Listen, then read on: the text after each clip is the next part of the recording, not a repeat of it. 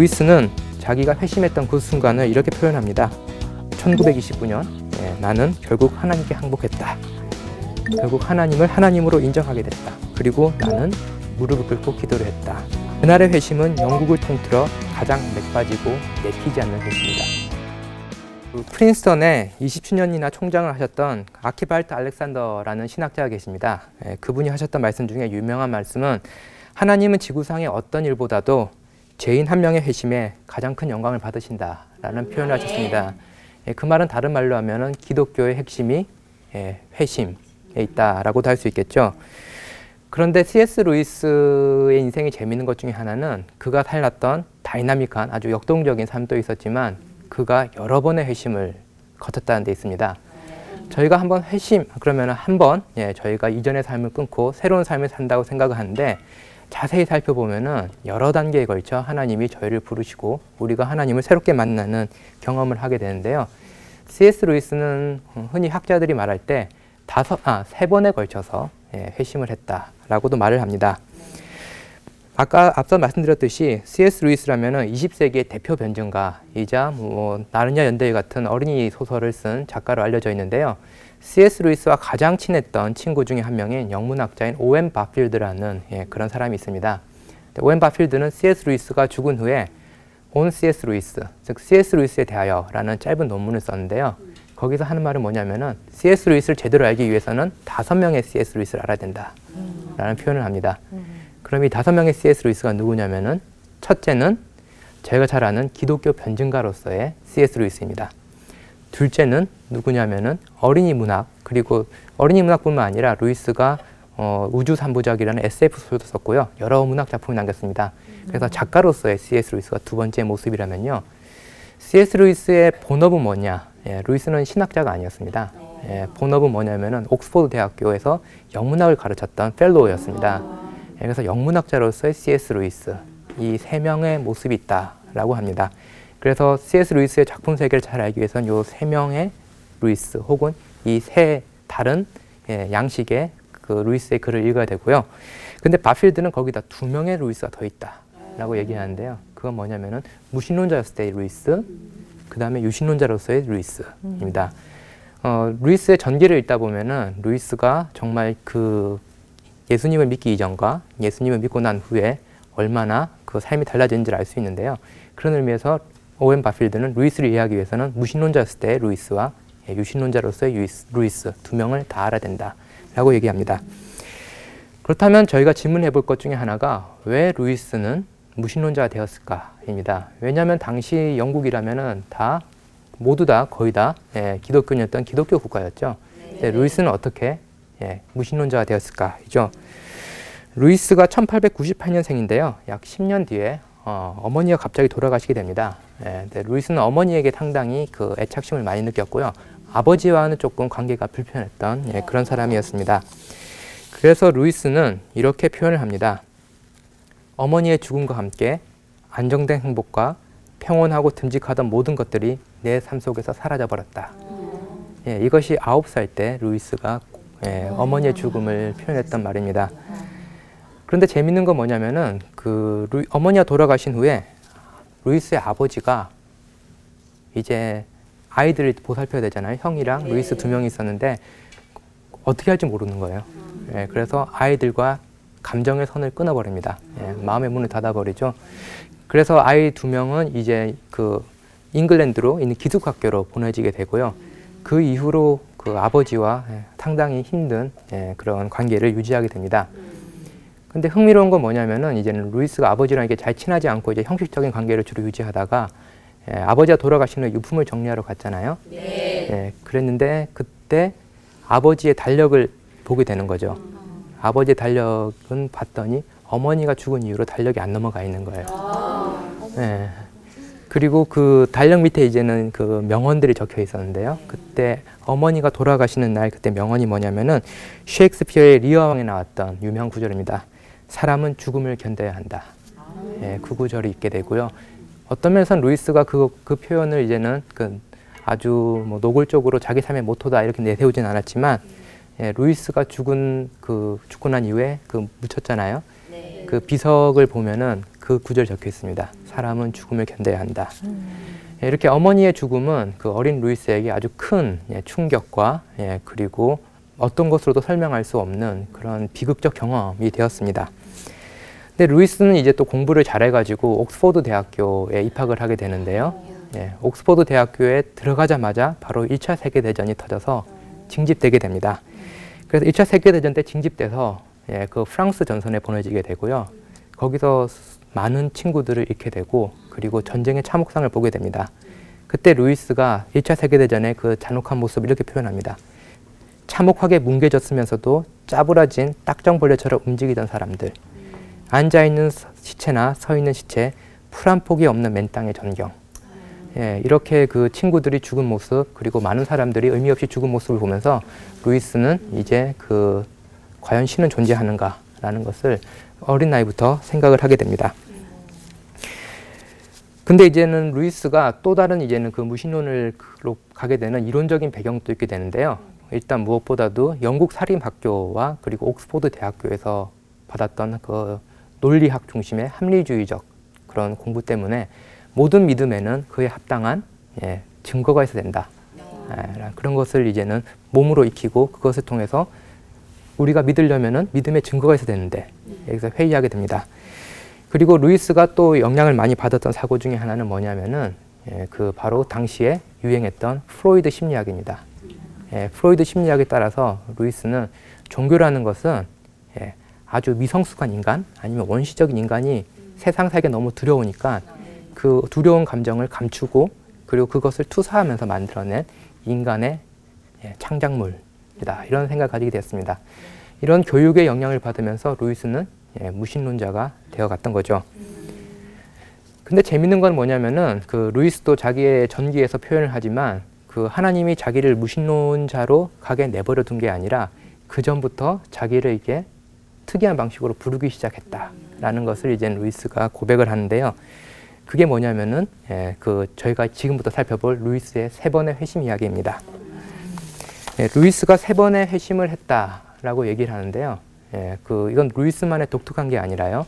특히 기독교 역사를 보면은 공부를 많이 하신 그런 신학자나 철학자들이 있습니다. 그런 분들의 삶을 보면은 전부 다 우리가 생각하는 한 번 이전 과거 삶을 끊고 기독교인이 되는 것이 아니라 차례차례 이제 기독교 신앙에 깊이 있는 그 세계로 들어가는 것을 볼 수가 있습니다. 예를 들어 보면은 4세기의 대표적인 신학자였던 어거스틴이라고 있죠. 어거스틴을 보면은 그 고백록이라고 유명한 책이 있습니다. 그 책을 보면 처음에 지적 회심을 가지죠.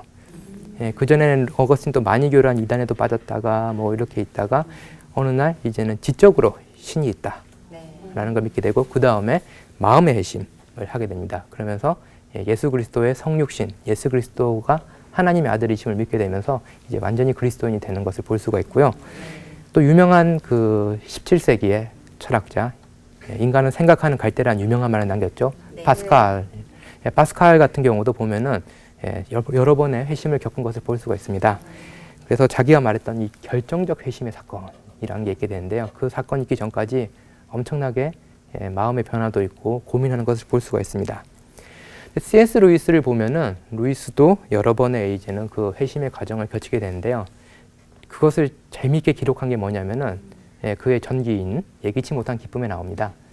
그래서 첫 번째 회심은 자기가 불렀을 때는 상상력의 세례라고 불렀습니다. 저희가 흔히 생각할 때 뭐 회심하면 결단이 되게 중요하잖아요. 근데 루이스에게 중요한 거는 상상력이었습니다. 루이스가 아직 학생 시절일 때, 즉 다른 말로 하면은 옥스퍼드에 가서 그런 합리주의적 교육을 받기 전에 그리고 2차 세계대전에 참여하기 전에 루이스가 그 학생 시절 때 수영을 하러 가는 걸 좋아했습니다.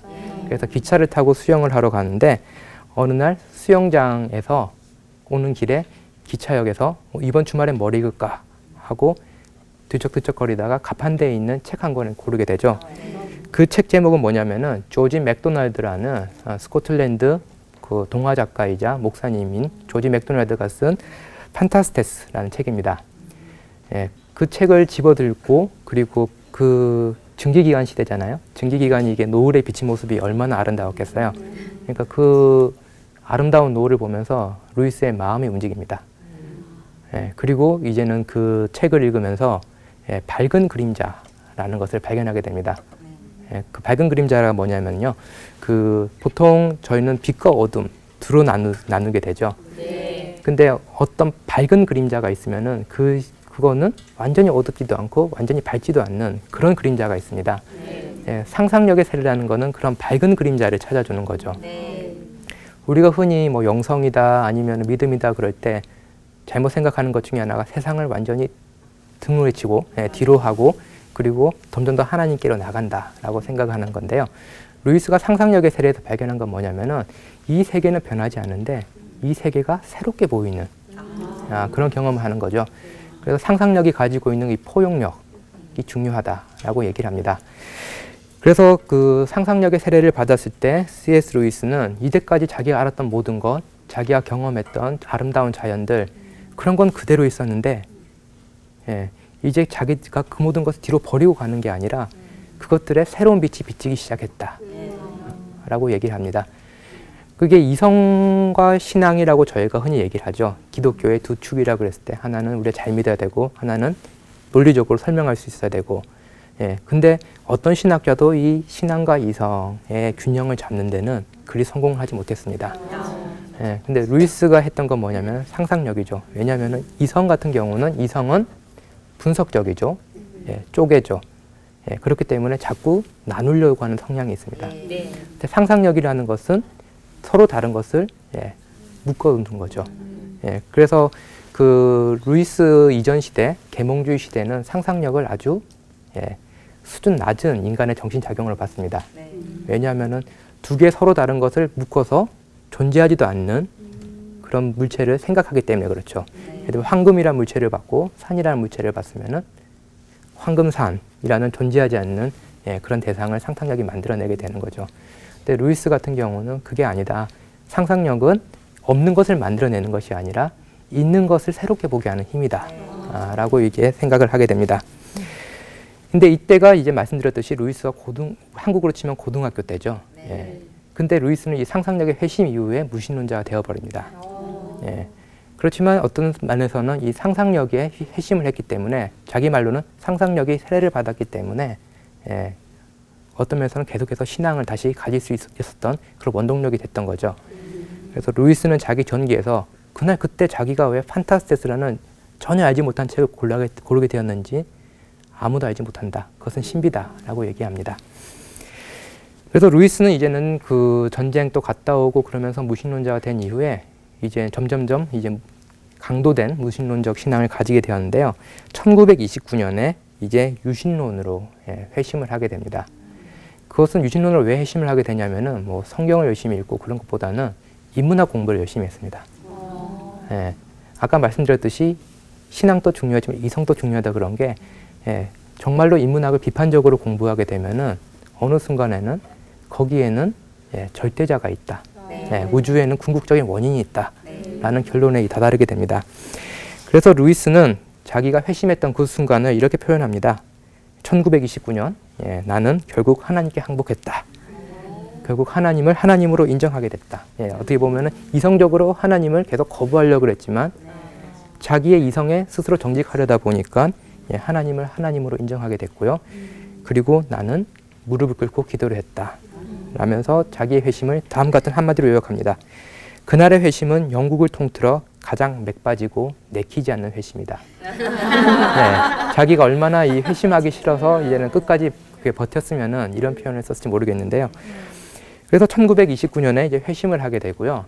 조금씩 이제 학자들마다 연대 차이는 있습니다만은 거의 이런 연대 순으로 이루어지고 있습니다. 근데 이제 그 루이스는 끝내 기독교로 회심을 하지 않습니다. 왜 그래서 사람들이 왜 너는 이제는 신을 존재를 믿기 시작하고 교회도 나가기 시작하는데 왜 기독교인이 안 되니? 라고 물어봤더니 루이스가 한 유명한 말이 뭐냐면은 아무리 곰이 좋더라도 동물원에 가서 사는 사람은 없다. 라는 표현입니다. 마찬가지로 아무리 신이 좋더라도 자기가 굳이 기독교인까지 될 필요는 없다라고 얘기를 합니다. 그래서 이제는 루이스의 친한 친구였던 우리에게는 반지의 제왕의 작가로 잘 알려진 J.R.R. 톨킨이 있습니다. 그 톨킨 같은 경우는 이제는 카톨릭 신자였고요. 그래서 루이스가 기독교인이 안 되는 것에 대해서 상당히 애달아했죠. 그래서 톨킨과 또 다이슨이라는 그때 당시 레딩 대학교 영문학과 교수가 있습니다. 두 명이서 어느 날 작정하고 루이스와 이제 끝장 토론을 하겠다라고 해서 같이 저녁을 먹고요. 그리고 함께 이제 이렇게 산책을 갑니다. 산책을 갔는데 이 또 워낙 뛰어난 지성들의 대화다 보니까 끝이 안 나죠. 그래서 밤이 늦도록 이제는 대화를 하다가 봤더니 새벽 3시 종이 울리는 겁니다. 그랬더니 톨킨 같은 경우는 결혼했고 당시 루이스는 결혼 안 했거든요. 그래서 톨킨이 자기는 이제는 집에 돌아가야 된다고 아내 기다린다고 먼저 돌아가고 다이슨이라는 그 영문학자가 거기 기차 타고 가야 되니까요. 집에 못 가니까. 그래서 1시간 동안 더 남아서 설득을 하게 되죠. 근데 루이스는 그런데 결국 그때는 그 회심을 하지 않습니다. 회심을 하지 않고요. 그리고 이제는 그 돌아와서 생각을 하게 되죠. 근데 재밌는 건 톨킨이 루이스를 설득하려고 그랬던 방식이 재밌습니다. 어떻게 설득하려고 그랬냐면요. 그 루이스 같은 사람에게 예를 들어서 저희가 많이 쓰듯이 사형리를 가지고 이게 기독교의 진리야, 이걸 믿어 라고 했으면은 루이스 같은 경우는 그냥 흥미를 잃고 믿지 않았을 수도 있습니다. 그런데 톨킨 같은 경우는 루이스가 영문학자고 문헌학자라는 걸 알죠. 그랬더니 뭘 했냐면은 너 정말 좋아하는 게 그 신화들 분석하는 거잖아 라고 하죠. 그래서 그 전 세계 신화를 보면은 그 뭐냐면 신이 죽었다 다시 살아나는 신화가 있습니다. 그래서 너 그 신화 정말 좋아하잖아. 그래서 그 신화랑 복음서랑 한번 비교해봐 라고 얘기를 던지는 거죠. 그랬더니 루이스가 그때 이제는 상상력이 확 다시 넓어집니다. 상상력이 넓어지면서 그래 한번 그 신화를 다시 복음서랑 한번 비교해볼까? 라고 비교해봤더니 다른 그런 죽은 신의 신화에서는 그게 신화의 구조로 끝나지만 복음서에서는 그게 신화로 끝나는 게 아니라 그게 역사가 되었다.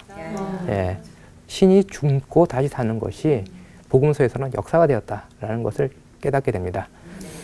그래서 그 상상력이 넓어지면서 이제는 루이스는 이제 기독교의 복음을 받아들일 준비가 되게 되었죠. 그래도 이제 루이스는 아직까지 기독교 신자가 아니었고요. 그래서 어느 날 그 형, 그 원이라고 있는데요. 형이 군인 출신입니다. 그래서 여러분 영화 보면 많이 보시겠지만 그 2차 세계대전 영화를 보면요. 그 오토바이 타고 가면은 그 나치군들이 옆에 한 명 더 탈 수 있게 된 오토바이 있잖아요. 거기에 형이 운전을 하고 루이스가 그 옆에 타고 동물원으로 놀러 가게 되죠. 그 중년의 두 남자가 그 동물원 놀러 가게 되는데 루이스의 표현에 의하면은 동물원으로 갈 때 자기는 기독교인이 아니었는데 동물원에서 왔을 때는 자기가 기독교인이 되어 있었다 라는 표현을 했습니다. 뭐 아까의 두 번째 회심과 마찬가지로 좀 맥 빠지고 내키지 않는 회심인같이 표현이 되어 있지만 재밌는 거는 그 아무리 곰이 좋아도 동물원에서 살지 않는다라는 사람이 동물원에 갔다가 기독교인이 되는 어떤 하나님의 유머 코드를 볼 수 있는 사건입니다. 이렇게 루이스는 보시면 알겠지만 세 차례의 상상력이 있습니다. 세 차례의 그 회심의 과정이 있었고 그때 중요했던 것이 어떤 상상력의 회심, 그 다음에 지적인 회심, 그 다음에 기독교인으로 회심이 있습니다. 어떻게 저희가 회심이 너무 중요하고 그 저희 기독교 신앙의 핵심이라 그러지만 저희가 너무 하나의 그런 회심만 있다라고 하는 거는 정말로 그 큰 일을 할 수 있는 사람의 그런 가능성을 조금 이렇게 제약시키는 그런 일도 있을 수 있죠. 아까 말씀드렸던 어거스틴, 파스칼, 루이스 다 공부의 대가들이었고요. 다들 각 시대의 기독교 신학을 변증해주고 설명해주는데 가장 큰 역할을 했던 사람들 중에 한 명입니다. 그들이 그럴 수 있었던 것은 그들의 회심이 어떤 면에서는 천천히 이루어졌기 때문에 가능하다는 것을 알 수가 있습니다.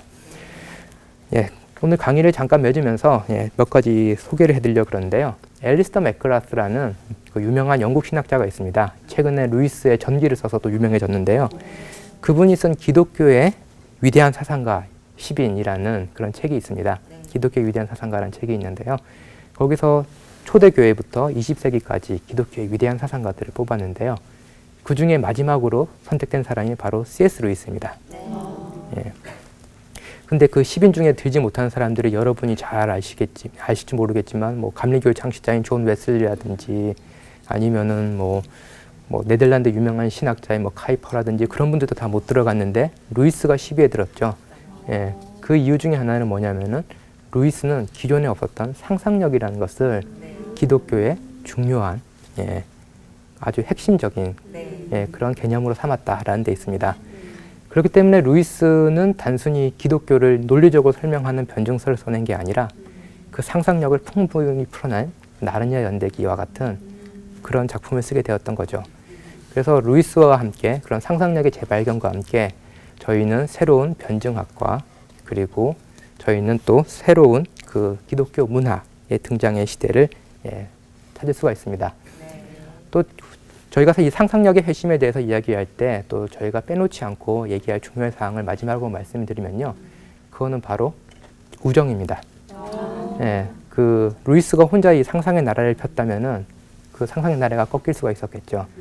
그렇지만 그때 당시에 같이 다양한 상상력을 실험하고 그리고 그 생각을 교류하고 서로가 읽은 글을 쓰고 받아주고 했던 친구들이 있었습니다. 대표적으로 아까 말씀드렸던 그 반지의 제왕의 작가인 J.R.R. 톨킨이 있었고요. 그 무엇보다도 루이스를 잘 알았기 때문에 톨킨은 루이스가 기독교인이 못 되는 거는 논리의 문제가 아니다. 증거의 문제가 아니다. 톨킨이 볼 때 루이스의 문제는 상상력의 방향이 잘못되어 있다. 상상력만 이렇게 틀어주면은 자연스럽게 기독교인이 될 것이다. 라고 생각했던 것이죠. 그래서 저희가 또 생각해 볼 수 있는 중요한 것 중에 하나는 이 우정 공동체의 중요성입니다. 그래서 루이스의 작품 중에 계속 나오는 거, 예를 들면은 나르니아 연대기에 나오고 반지의 제왕에도 나오는 중요한 테마 중에 하나는 함께 일하는 거죠. 함께 했기 때문에 그들은 그들이 할 수 있는 것보다 더 큰 일을 할 수 있었다라는 게 이 판타지 문학에 나오는 공통적인 주제입니다. 감사합니다.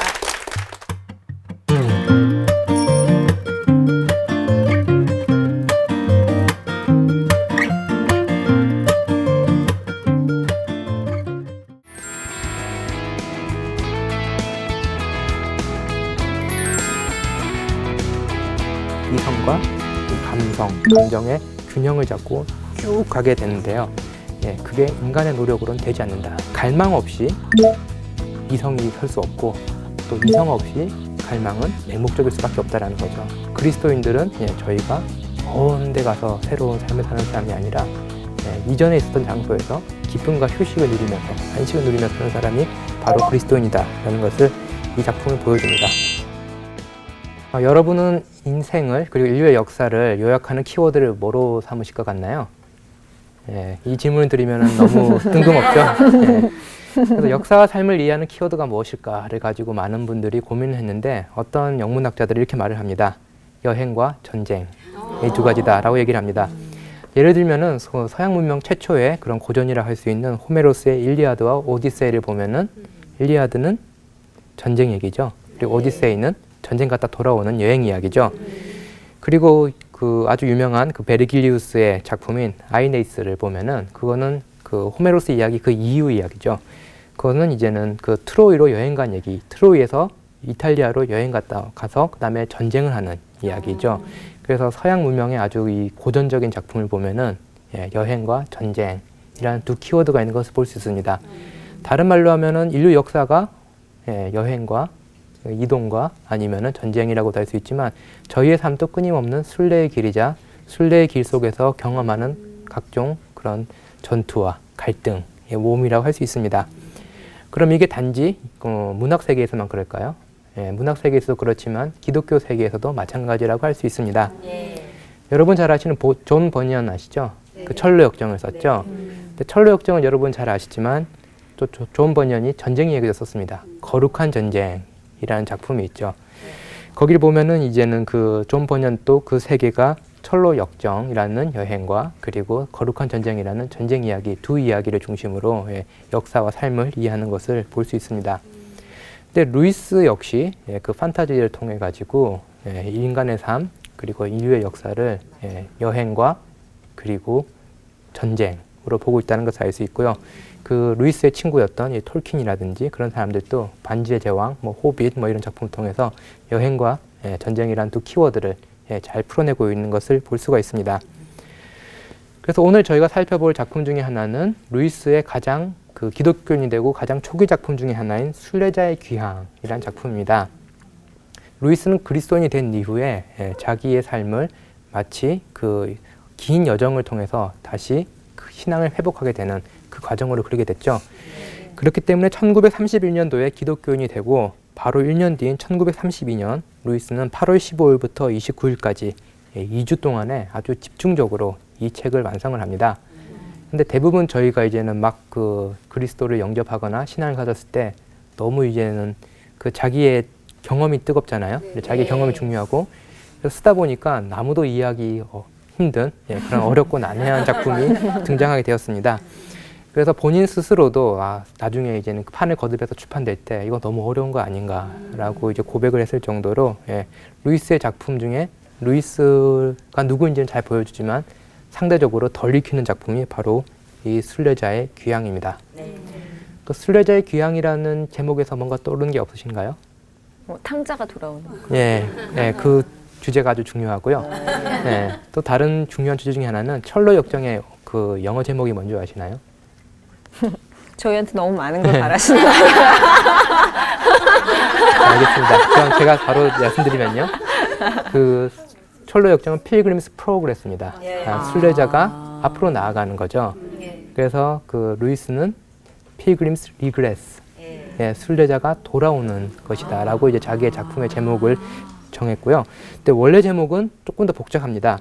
순례자의 귀향 또는 가짜 버니언의 여행. 존 버니언을 염두를 하고 있죠. 그리고 이제는 하는 말은 뭐냐면 이성과 낭만주의에 대한 알레고리적 옹호서라는 아주 어려운 제목을 달았습니다.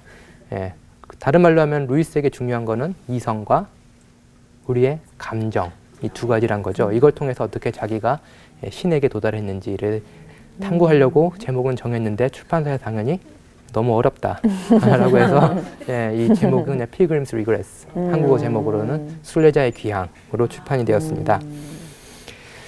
순례자의 귀향은 아주 재미있는 책인데요. 근데 그 어떻게 보면은 지도와도 같은 책입니다. 지도라는 거는 저희가 생각할 때 지도라는 거는 어디에 뭐가 있고 저기 가면은 뭘 찾을 수 있고라는 정보를 주는 그런 종리를 저희는 지도라고 생각을 하는데 당시에 이제 중세 시대 특히 지도는 뭐냐면은 그 세계관을 반영하는 지도입니다. 마파문디라는 라틴어로 불렀는데요. 그 세계 지도라는 뜻인데요. 당시에 이제는 세계 지도를 보면은 저희가 알고 있는 그 정확한 게 아니라 지구는 동그랗게 생겼다라는 그 정도 지식은 있었고요. 동그란데 가운데에 뭐가 있냐면은 저희가 쓰는 세계 지도 가운데는 뭐가 있죠? 대한민국이 있죠. 미국에서 쓰는 세계 지도의 가운데는 미국이 있고 유럽에서 쓴 데는 또 유럽이 있겠죠. 근데 그 중세 썼던 그 마파문디의 중심에는 예루살렘이 있습니다. 그래서 예루살렘을 중심으로 그 세계가 있는데 당시 알고 있었던 지리학적인 지식과 신학적인 지식, 그런 신화적인 지식들이 총 합쳐져서 만들어진 지도를 마파문디라고 합니다. 그래서 루이스의 이 작품은 어떻게 보면은 그 글로 쓴 마파문디, 글로 쓴 세계 지도라고 할 수 있습니다. 루이스가 경험했던 다양한 생각들, 그리고 자기가 겪고 통과했던 다양한 경험들을 이제 풀어놓은 책이라고 할 수 있습니다. 근데 이 책에서 저희가 볼 수 있는 가장 중요한 주제 중에 하나는 이성과 감정이 충돌한다는 데 있습니다. 늘 그렇지 않나요? 저희가 그 이성적으로는 야식을 먹으면 안 되지만 감정적으로는 늘 야식을 원하죠. 그래서 교수님은 안 그러실 것 같았는데 저도 교수님은 그렇습니다. 그러세요. 상상력으로 극복하고 있습니다. 그래서 그 존 버년을 그 패러디에서 주인공 이름이 존입니다. 존이 사는데 섬 이름이 뭐냐면은 퓨리타니아라는 섬이 삽니다. 퓨리튼, 즉 청교도를 염두한 그런 도시죠. 존이라는 친구가 거기 살고 있는데요. 근데 존은 이제 환상이 생깁니다. 어느 날 뭐냐면은 어딘가에 아득한 아름다운 섬이 있고 그 섬에 가고 싶다라는 환상이 있습니다. 이거는 갈망 내지는 상상력 혹은 감정을 상징하겠죠. 근데 또 밤에 자려고 그렇게 하면은 또 자기가 했던 일들에 대한 도덕적인 죄책감이 듭니다.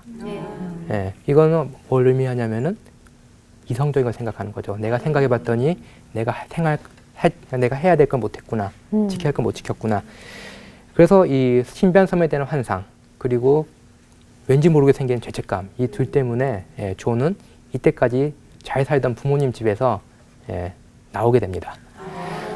예, 그래서 그 자기가 왜 이렇게 무엇인가를 동경하는가 그 근원도 찾으려고 그러고요. 왜 자기가 이 도덕적인 죄책감이 생기냐 그 근원도 찾으려고 하다가요. 그래서 이 갈망을 충족하고자 어떨 때는 성에 집착하기도 합니다. 예.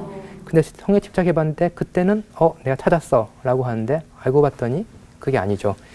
그 다음에 또 음악에 심취하기도 하죠. 예. 그래도 전혀 이 끊임없는 갈망이 채워지지가 않습니다. 그래서 이제는 여행을 무작정 서쪽으로 떠나게 되고요.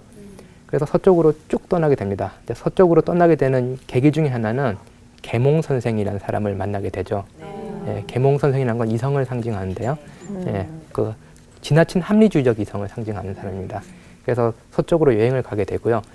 그래서 그 순례자 여행을 보면은 이게 그 루이스가 직접 그린 마파문디 지도가 나오는데요. 그래서 그 퓨리타니아라는 고향에서 쭉 서쪽으로 그 처음에 환상 속에 봤던 섬을 향해 가는 그 여정이 그려져 있습니다. 근데 그냥 바로 이제 목적지로 가면 재미가 없죠. 예, 그래서 이제는 그 가면서 온갖 고생과 그 여행 몇 번 가라앉았구나. 예, 그렇죠. 온갖 고생도 하고 다양한 경험을 하게 되는데요. 신비의 섬을 찾아가는 길이 이렇게 쭉 있으면은 도로 양쪽은 생명이 살 수 없는 불모지입니다. 사막과 같은 곳이죠. 그럼에도 불구하고 그 존은 이렇게 위로 올라갔다 내려왔다 하면서 고생을 하게 됩니다.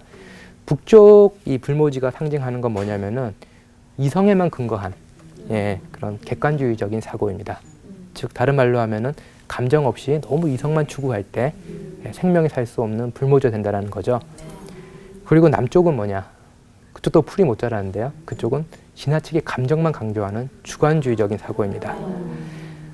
그렇기 때문에 이 너무 이성만 강조하거나 너무 감성만 강조할 때는 참다운 생명이 없다라는 거죠. 그래서 중요한 거는 이성과 이 감정의 균형을 잡고 쭉 가게 되는데요.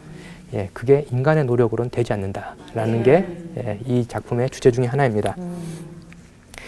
그래서 존이 순례를 떠나면서 중앙도로에서 멀어질수록 너무 이성 중심적이거나 너무 이제는 감성 중심적인 사람들을 만나게 되죠.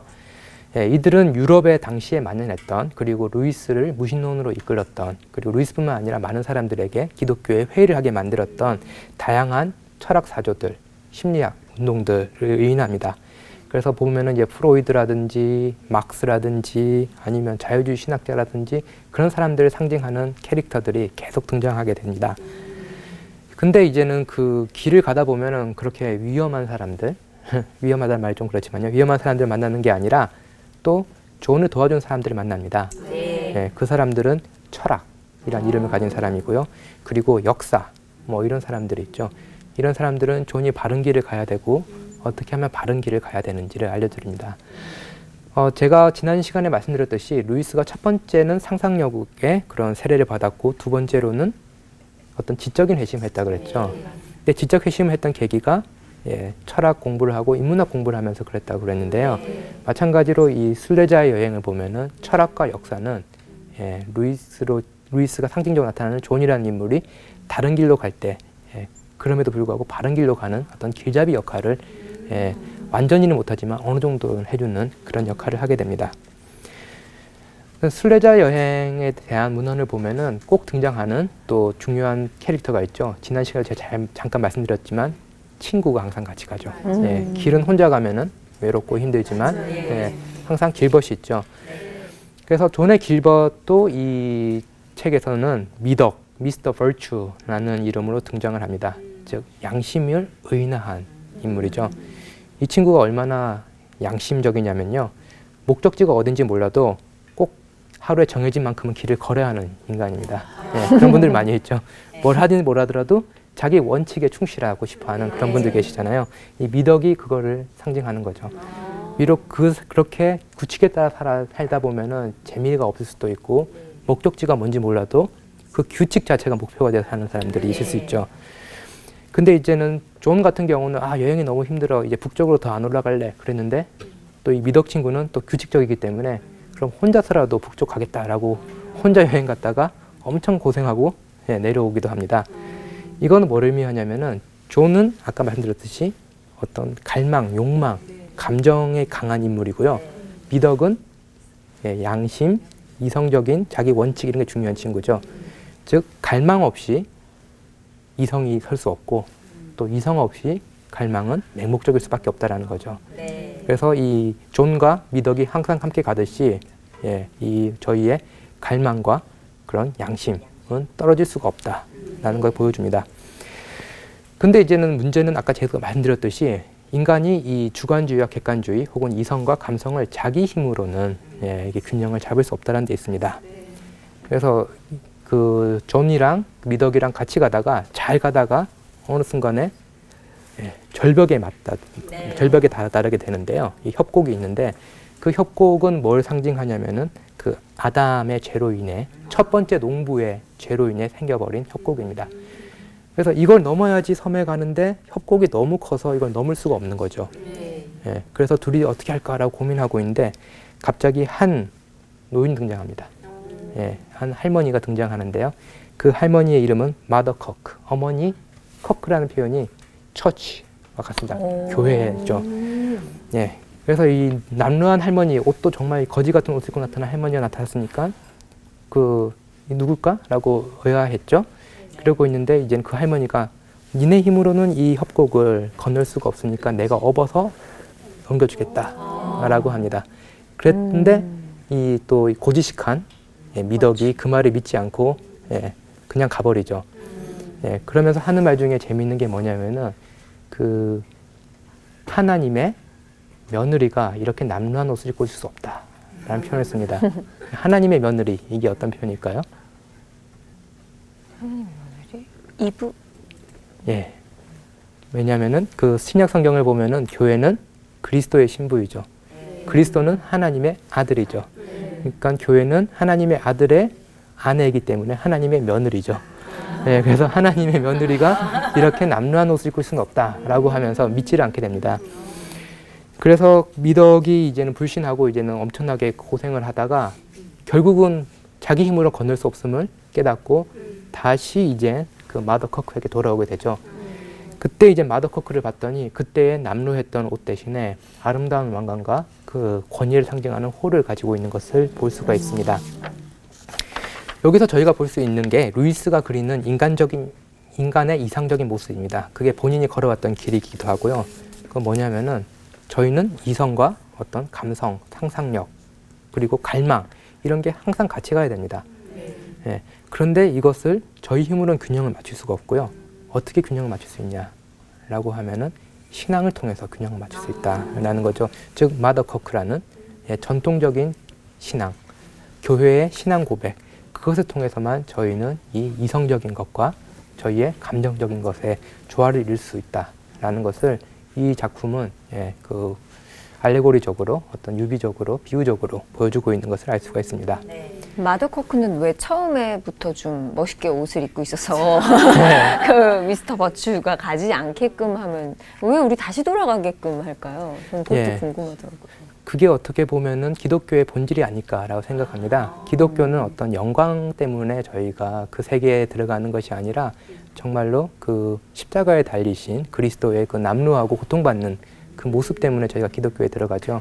그런 의미에서 교회 역시도 처음부터 영광스러운 모습으로 보이는 것이 아니라 교회 역시도 또 역사도 오래됐잖아요. 한 2000년 됐으니까 그 할머니로 묘사가 되는 거죠. 남루하고 그리고 늙은 그런 모습으로 되지만 나중에 다시 만났을 때 그 영광을 알게 되는 거죠.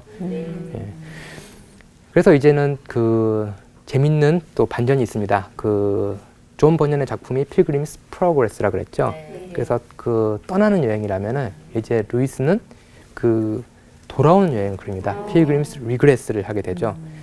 그래서 그 마더 커크 교회를 통해 가지고 이제 그 자기가 원했던 섬에 도착하고 다른 말로 하면 그리스도인이 된 존은 이제는 다시 자기가 걸어온 길을 되돌아가라고 명령을 받게 되죠. 근데 갈 때는 올 때는 이렇게 막 고생하면서 왔다면 갈 때는 이제는 아주 가게 되는데요. 그때 존의 눈이 새롭게 뜨이는 것을 보게 됩니다. 이전에는 보지 못했던 것이 보이게 되고요. 그러면서 주변 경관이 달라지는 것을 보게 되고 마지막으로 돌아왔더니 지구는 둥그니까 어떻게 되겠죠? 섬이 있으면은 그 섬 바로 뒤가 바로 자기 집인 겁니다. 이게 바로 루이스가 말하는 기독교 신앙의 핵심입니다.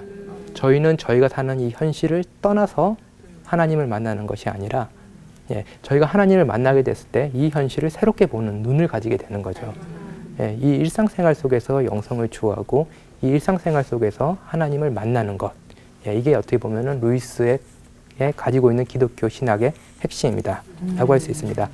그래서 그 전에 여행을 떠나기 전에 퓨리타니아에서 부모님의 집에서는 어땠죠? 갈망이 있고 죄의식이 시달렸다면은 이제는 그 집에 돌아왔더니 휴식과 기쁨이 있습니다. 그래서 그리스도인들은 저희가 먼 데 가서 새로운 삶을 사는 사람이 아니라 이전에 있었던 장소에서 기쁨과 휴식을 누리면서 안식을 누리면서 사는 사람이 바로 그리스도인이다라는 것을 이 작품을 보여줍니다. 이 강의를 마무리하면서 한마디만 더 하면요. 아까 말씀드렸듯이 기독교는 환상 없이 이 세상 그리고 우리의 일상을 보게 하는 그런 종교라고 말씀을 드렸는데요.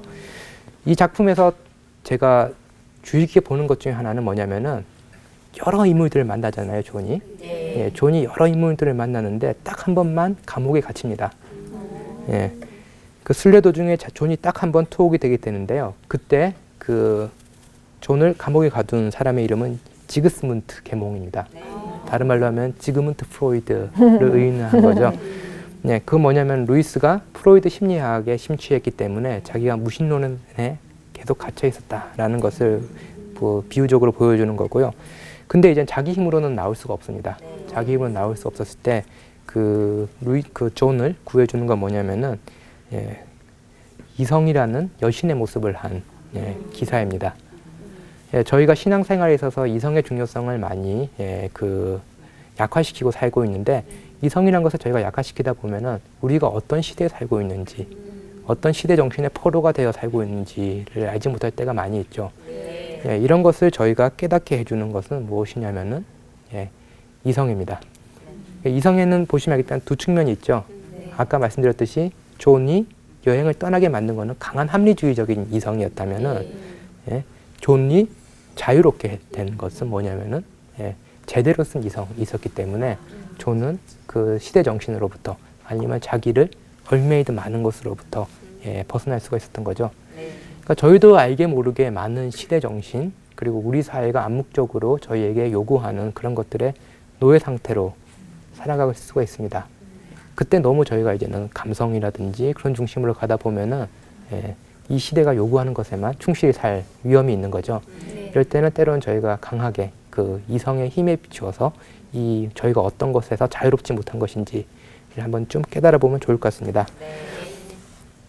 그 여행을 보면은 이제는 그 고생을 했지만 존은 이제 든든한 친구를 가지고 고향으로 함께 돌아오게 되는 거죠. 갈망을 상징하던 존이 있다면은 양심을 상징하던 미덕이라는 친구가 있습니다. 저희가 살 때도 이렇게 저희가 가지고 있는 감정 그리고 저희가 가져야 될 양심, 이성 이 모든 것이 조화를 이루면서 신앙생활을 할 수 있는 그런 신앙생활을 길을 보여주는 것이 아마 이 C.S. 루이스의 순례자의 귀향이 아닌가라고 생각합니다. 오늘 준비한 강의는 여기까지입니다.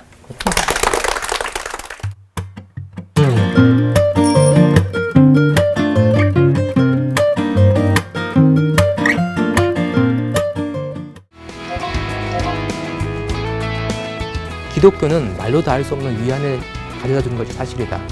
그러나 기독교는 위안이 아니라 낭패감에서 시작되는 종교이다. 옳고 그름을 판단할 수 있는 기준이 내가 만들어낸 게 아니라 아니면은 우리 사회가 합의해서 만들어낸 게 아니라 하나님이 주신 것이라고 보았습니다. 무엇이 옳고 그른지를 저희의 양심을 가지고 판단을 하고 그리고 옳은 것에 대해서는 저희가 순수한 마음을 가지고 그것을 지키는 것이 아닌가라고 생각합니다. 유명한 소설가이죠. 프란츠 카프카는 이런 말을 했습니다. 나의 삶을 인도하는 원칙은 다음과 같다.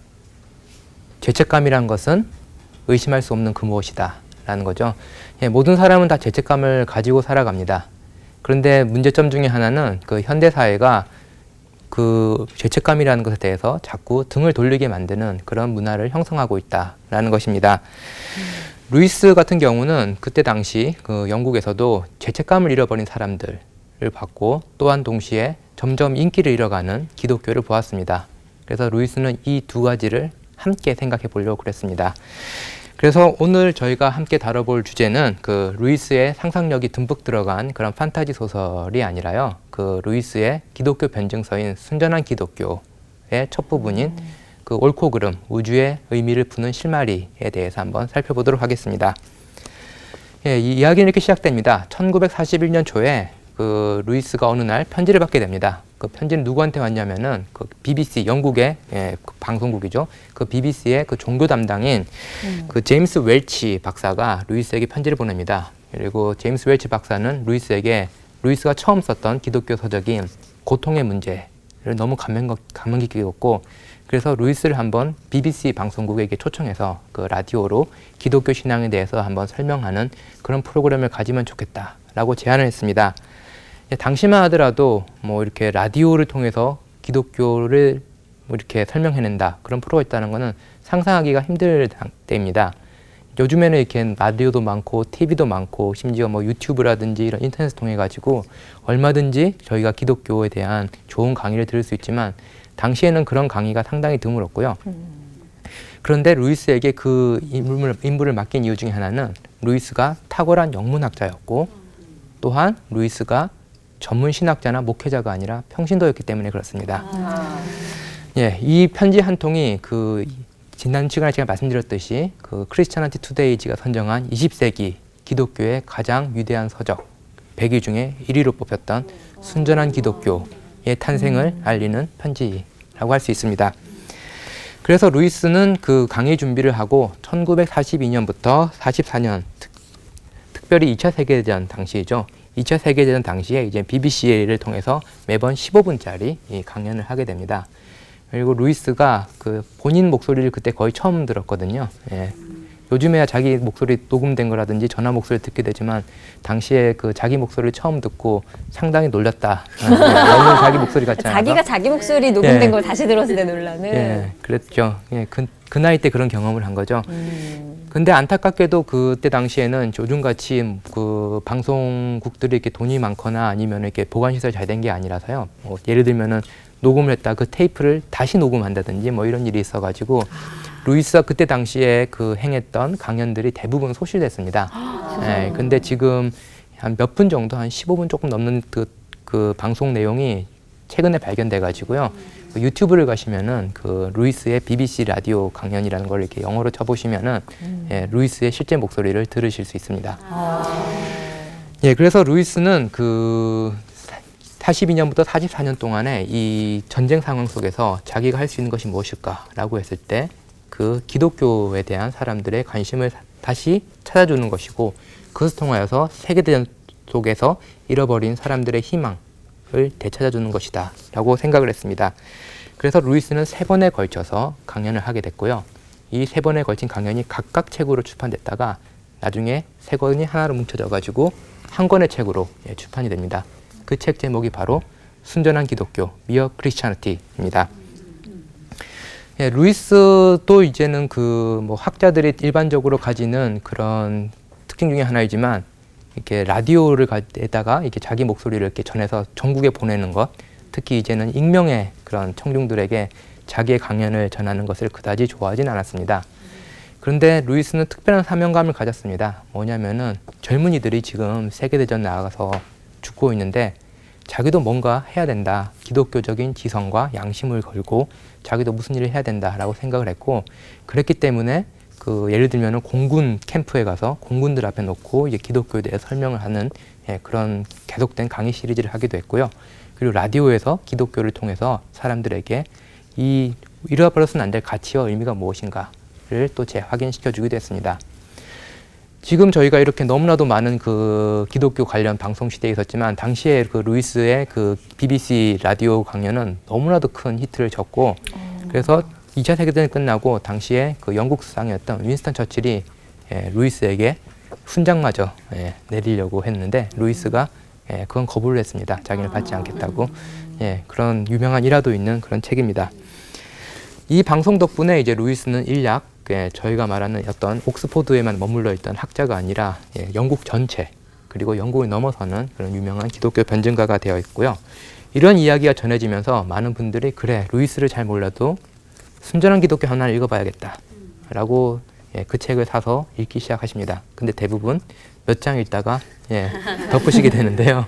사기 전에 알려주셔서 감사해요. 그 내용이 저희와 낯설기도 하고 그리고 좀 복잡하기도 합니다. 근데 그거는 아까 뭐 루이스 책이 어려워서 그 신학생들이 읽었다고 그랬는데 사실은 일반 대중을 상대로 한 그 라디오 강연이기 때문에 그 조금만 익숙해지시면은 그렇게 어렵지 않게 읽으실 수 있는 책이기도 합니다. 순전한 기독교라는. 순전한 기독교죠. 그래서 제임스 웰치 박사가 루이스를 접근할 때 이런 책이 나올 거라는 건 예상 못했죠. 그래서 두 가지 제안을 합니다. 하나는 뭐냐면 영문학자니까 현대 영문학을 가지고 기독교를 한번 설명해 보지 않겠냐라는 제안을 했죠. 영문학자라면은 솔깃할 만한 제안입니다. 두 번째 제안은 뭐냐면은 평신도 입장에서 내가 본 기독교라는 그런 강연을 한번 해보는 것 어떻겠냐라고 이 두 가지 제안을 합니다.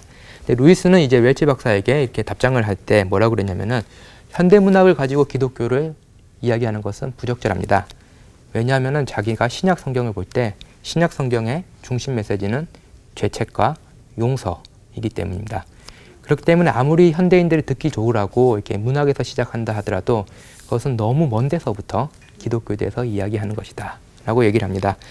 그래서 문학에서 기독교를 설명하는 문학적인 변증, 요즘에 인기 있는 인문학적 기독교는 이제 루이스가 일단 거부를 하고요. 그리고 대신해서 그러면은 현대인에게 어떻게 죄책감과 용서의 중요성을 새롭게 그리고 현대인의 언어로 설명해 줄 수 있을까라는 고민을 하게 됩니다.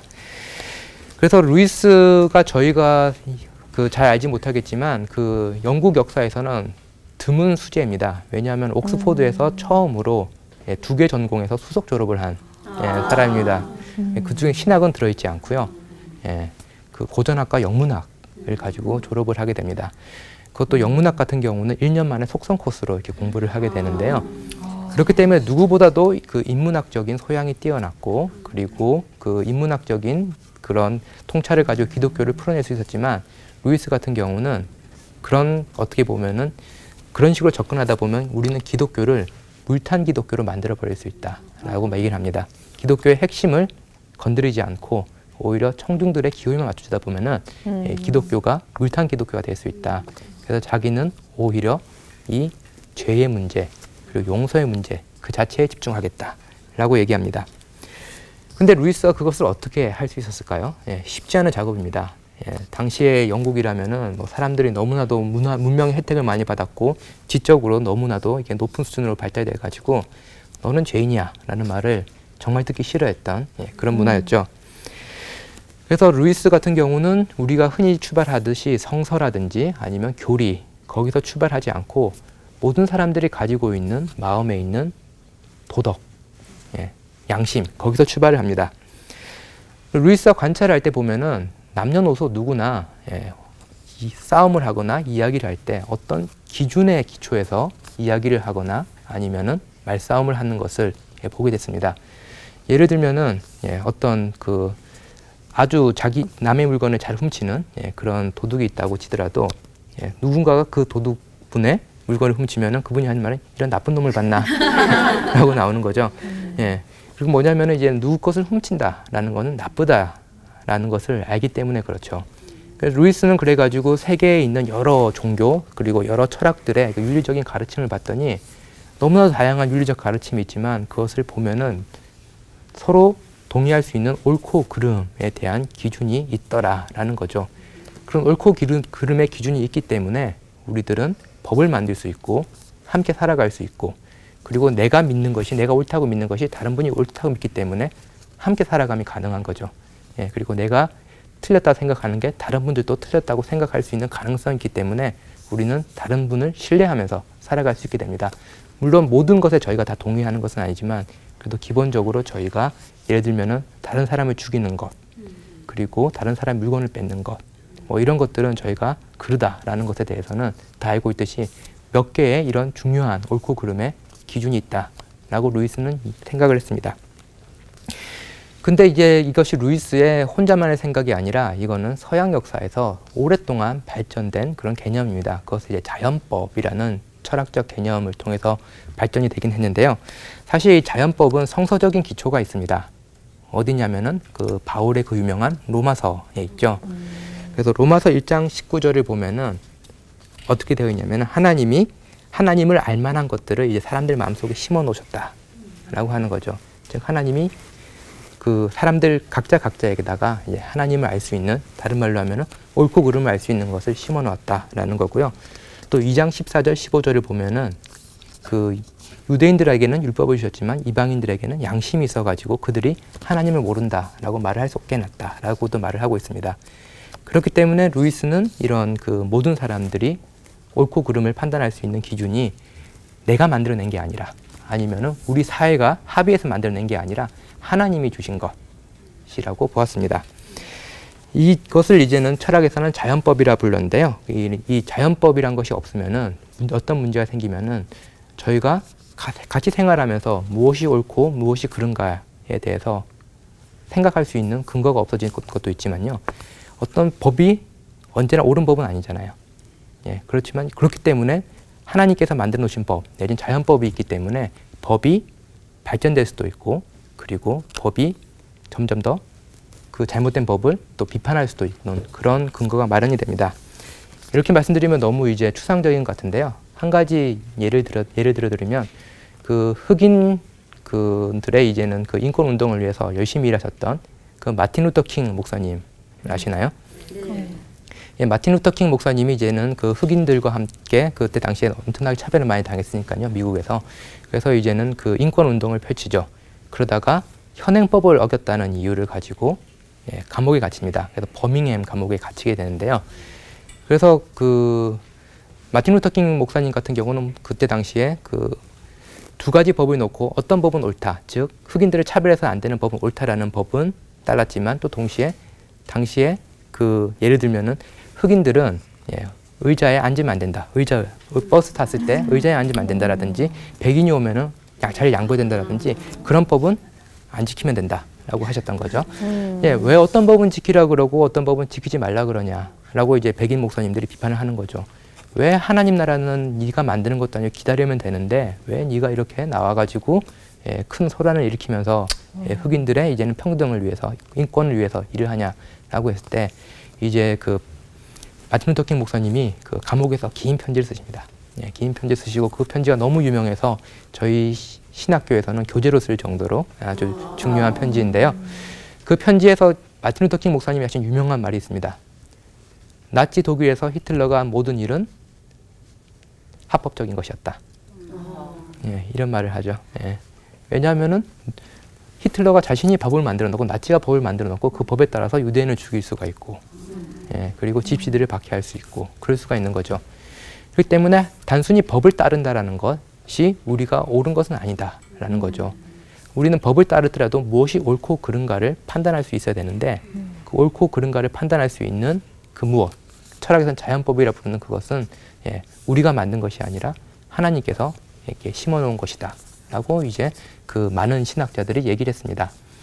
그래서 루이스가 그 자연법에 대해서 이게 순전한 기독교에서 얘기할 때도 무슨 이야기를 하냐면은, 지금 당시에 2차 세계대전 중이었죠. 그래서 영국과 독일이 이제 싸움을 하고 있는데, 만약에 우리가 옳고 그른 것이 있다라고 말을 하지 못한다면은 우리는 무슨 근거로 히틀러가 틀렸다고 얘기할 것이냐, 우리는 무슨 근거로 히틀러를 공격할 수 있을 것이냐 라고 질문을 하시면서 예, 그 현실 속에서 그 자연법을 그 변호하시려고 그럽니다.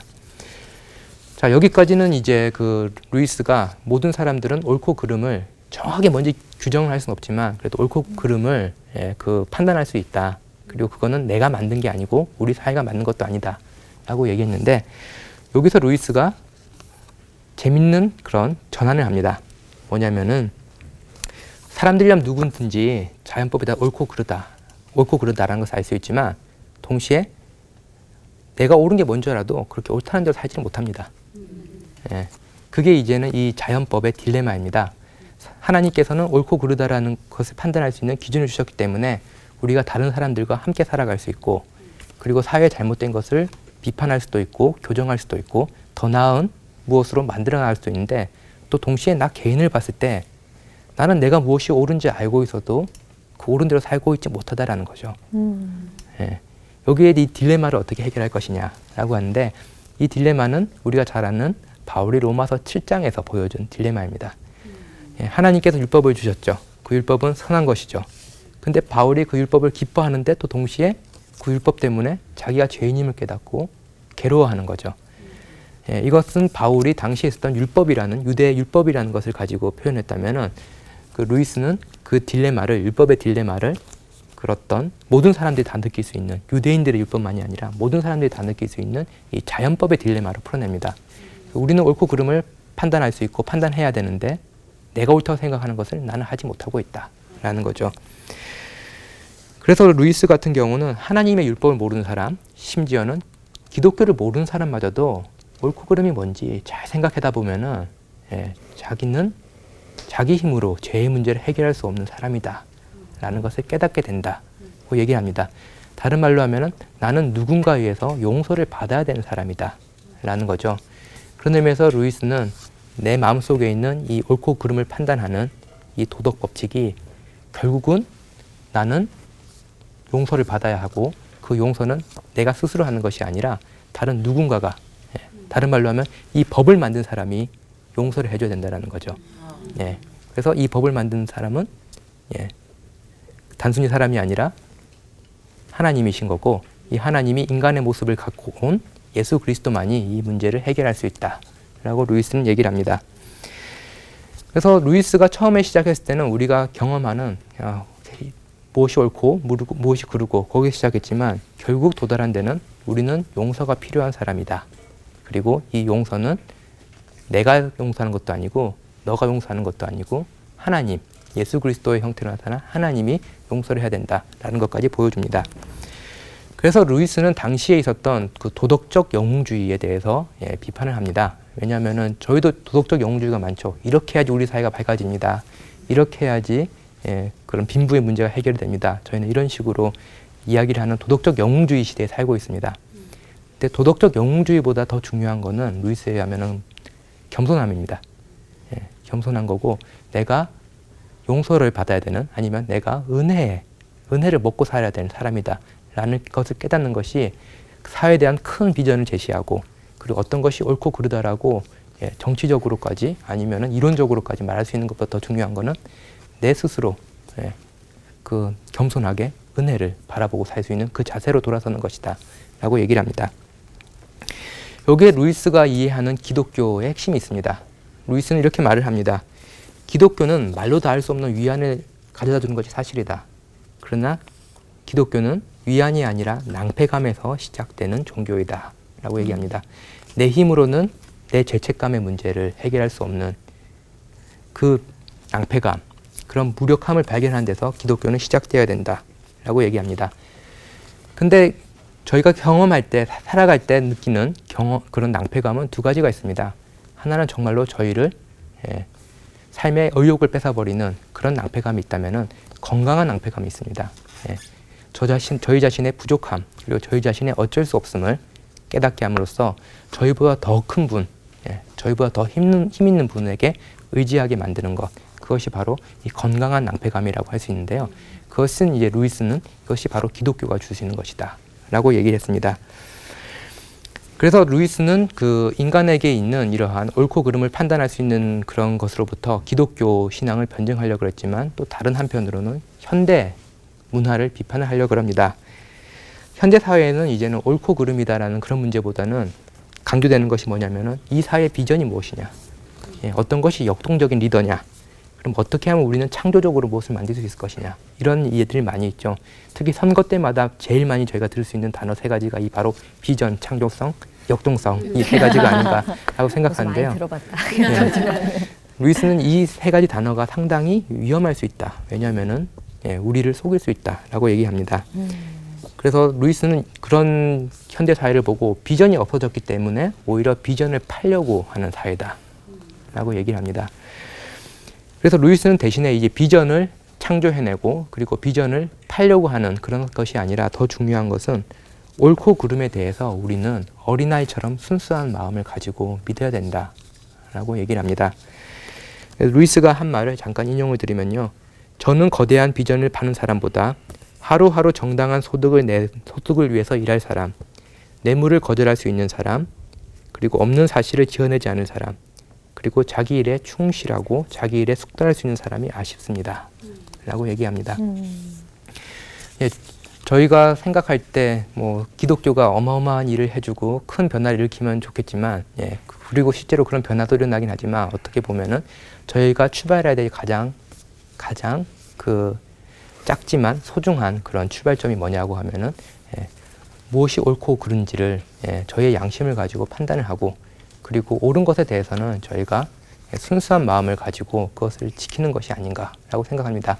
다른 말로 하면 이제 도덕적인 영웅주의가 아니라, 예, 저희 삶 속에서 충실히 살아가는 그 옳음을 위해서 애쓰고, 그리고 옳음을 믿고 살아가는 사람들의 세계가 정말 저희가 꿈꿔야 될 세상이 아닌가라고 루이스는 말해줍니다.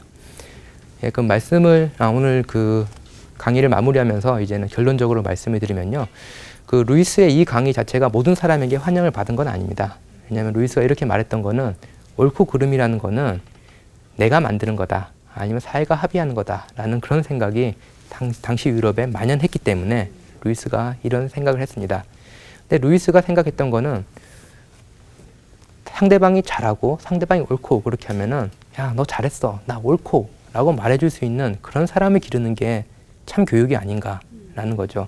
다른 사람이 잘한 게 있으면은, 난 창조적으로 이렇게 바꿔볼래, 아니면 난 비판적으로 너를 이렇게 틀어보겠어가 아니라, 상대방이 뛰어난 거, 상대방이 옳은 거, 잘한 것을 옳고 그리고 뛰어나다고 인정해 줄 수 있는 그런 사람들이 살아가는 사회를 루이스는, 예, 꿈꿔왔습니다. 오늘 제가 그 여기로 방송국을 오면서 약간 뉴스를 보면서 봤는데요, 두 가지 재미있는 뉴스를 봤습니다. 하나는 뭐냐면은, 어떤 분이 약 10년 전에 그 살인을 하셨는데 양심의 가책 때문에, 예, 그 10년이 지나서, 예, 11년이 지난 이때죠, 와서 이제 자수를 하셨다라는 그런 소식이 있고요. 또 다른 하나는 어떤 지역 신문에 난 그런 뉴스였는데요, 어떤 여학생인데 그 시를 잘 써가지고 이번에 그 상을 받았습니다. 상을 받았는데 그 표현이 뭐냐면은, 자기는 시는 혼자 외로울 때 고독 속에서 쓰는 것이었다. 근데 이번 상을 통하여서 내가 혼자 있었을 때, 외로웠을 때 느꼈던 그 죄책감이 덜어진 것 같다 라고 얘기합니다. 저희는 죄책감이라는 것을 어떻게 보면 너무 억누르려고 그러고, 그리고 죄책감 때문에 고통받는 분들이 너무 많은 것을 저희가 보고 살고 있습니다. 예. 근데 죄책감을 우리가 하나라고 보기 때문에 문제가 될 수 있고요. 루이스가 본 거는 이런 창조적으로 저희를 변화시켜 줄 수 있는 죄책감입니다. 예. 어떻게 아까 첫 번째 예를 보여드렸듯이 아무도 모르는 그런 죄, 그것이 그러다라고 용기 있게 말할 수 있게 만들어준 것도 죄책감이고, 다른 한편으로는 그 자기의 문을 열고 나와서 그 자기의 그 깊은 세계에서 나오는 그것을 가지고 어떤 문화적인 창조 행위를 할 수 있게 만들어주는 것도 죄책감입니다.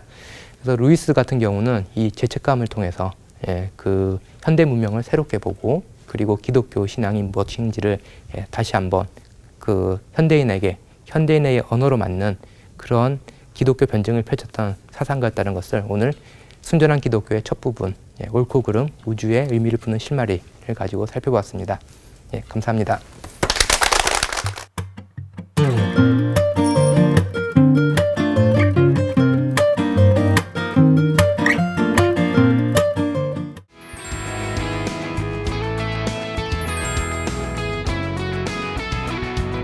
루이스의 판타지에는 내가 주인공이 아닙니다. 조연이면 어때?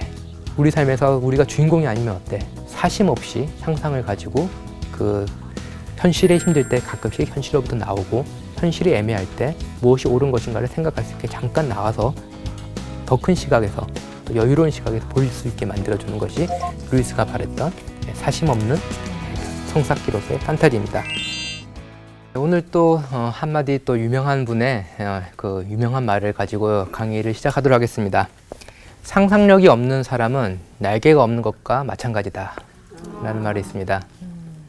근데 사람은 날개가 없는 게 원래 맞지 않나요? 네, 그렇죠. 네, 인간은 원래 날개가 없는 존재입니다.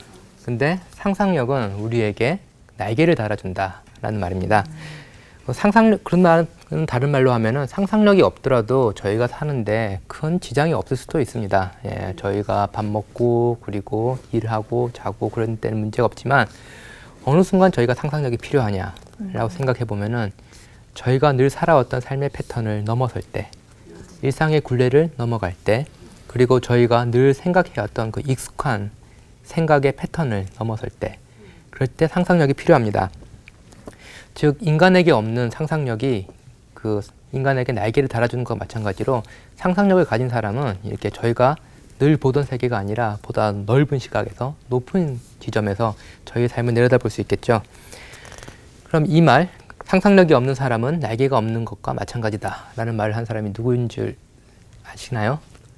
역시 C.S. 루이스. 네. 예, 이 말을 한 사람 무하마드 알리입니다. 예, 위대한 권투 선수예요? 예, 권투 선수요. 진짜요? 예, 어떻게 보면 알리가 또 위대한 또 권투 선수가 됐던 것도 예, 이런 상상력이 있었기 때문이 아니었을까. 나비처럼 날아서 벌처럼 쏘는. 예. 예, 그래서 오늘은 이 상상력에 대해서 살펴보도록 하겠습니다. 어떻게 보면 루이스를 이렇게 아주 그 기독교 사상가들 아니면은 영문학자 아니면 또 그 판타지 작가로서 독특한 위치를 점하게 해준 것은 그의 상상력 때문이다 라고 할 수 있을 것 같습니다. 근데 루이스의 그 나니아 연대기라는 그 7부작이 있는데요. 그 판타지를 읽은 많은 분들이 경악을 하십니다. 왜냐면은 저희가 흔히 생각할 때 그리스 신화에나 나올 법한 그런 이상하게 생긴 반인 반수 괴물들, 그리고 뭐 말하는 동물들도 나오고 마녀가 나오고 그리고 심지어 산타클로스까지 함께 나오고 이런 걸 보고 사람들이 어떻게 기독교라면 유일신론인데 어떻게 이런 다양한 요정들과 이런 괴물들, 마녀들이 나올 수가 있냐, 이런 거를 어린아이들한테 읽혀도 되느냐라고 생각하시는 분들도 계십니다. 근데 루이스 같은 경우는 그 어떤 그런 확신을 가지고 이런 작품들을 써왔는데요. 우선 루이스의 어릴 때부터 한번 볼 필요가 있습니다. 루이스는 그 첫 번째 강의 때 말씀드렸듯이 어릴 때 어머니를 잃었고, 그래서 그 혼자 그 집에서 보내는 시간이 많았습니다. 그러다 보니까 상상력이 풍부해졌고, 그리고 또다시 상상력이 풍부한 형과 함께 또 시간을 많이 보내면서 서로가 서로의 그 상상의 세계를 더 풍성하게 만들어주는 그런 일이 있었습니다.